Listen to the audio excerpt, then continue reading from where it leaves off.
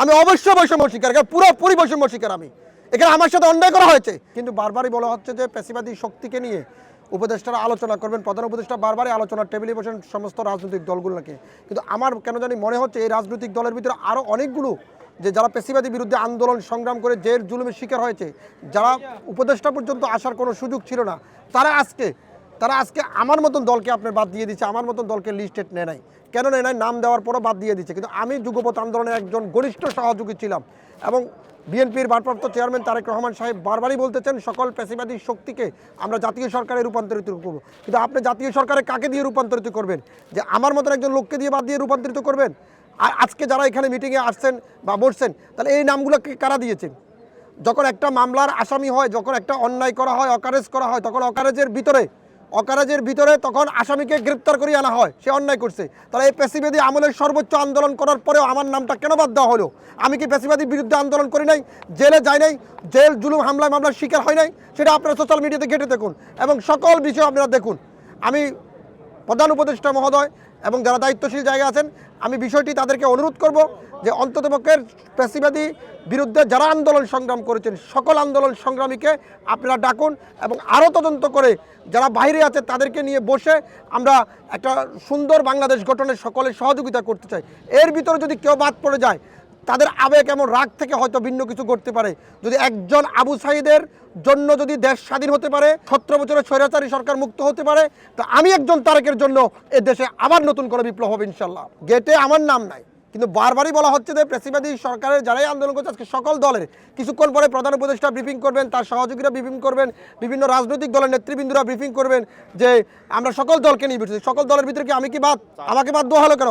Colonel অলির মতন লোককে একদিন বাদ দেওয়া হয়েছে, তার নাম পর্যন্ত লিস্ট নাই। আমি তো সামান্য একজন ব্যক্তি। তাহলে এই ভুলগুলো তারা বারবার কেন করতেছে? ইনভিটেশন কার্ড তো বলে না, দাওয়াতি যারা আছেন তারা আসবেন, এটা তো বলে উল্লেখ করা হয়নি। বলছেন পেশিবাদী বিরুদ্ধে যারা আন্দোলন করছে, সংগ্রাম করেছে, তাদেরকে আজকে এখানে আসতে হচ্ছিল। তো আমিও তো পেশিবাদী একজন। আর একটা দাওয়াতে যখন দাওয়াত দেওয়া হয়, অনেক সময় ঘরের লোকও বাদ পড়ে যায়, কিন্তু সে আসলে কি তাকে রিসিভ করা হয় না? তাকে কি আপনার গেট থেকে বের করে দেওয়া হয়? বলেন আপনারা, তাকে গেট থেকে বের করে দাও। আমিও তো আন্দোলন সংগ্রামের একজন সহকারী। সমমনা জোটের একটি দলকে সাধারণ সম্পাদককে এনে আরেকটা দল তৈরি করে বেরিয়ে তাদেরকে এখানে ঢুকানো হয়েছে, আরেকটা দলকে এনেছেন, দল বানানো হচ্ছে, বারবার দল বানানো হচ্ছে।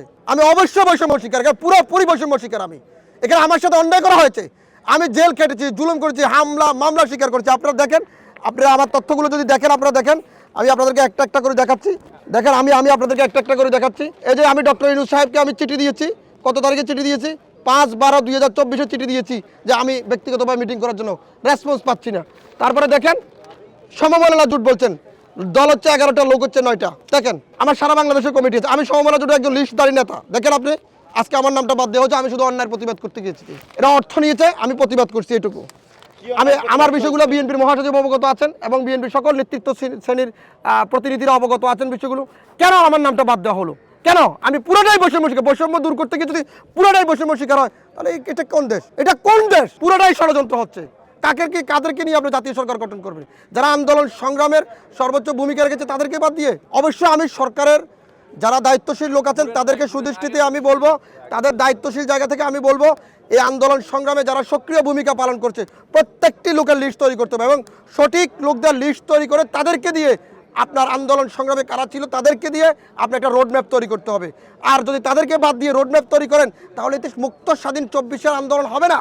24-এর আন্দোলনকে কারা বেদিত করতে চেয়েছে এবং কারা এসি রুমে বসে নেতা হচ্ছে আর কারা রাজপথে নামি এখনো অবহেলিত হচ্ছে, বিষয়গুলো খতিয়ে দেখতে হবে। না হলে আরও একটি বড় আন্দোলন হবে, যে আন্দোলন সামাল দিতে পারবে না বর্তমান সরকার।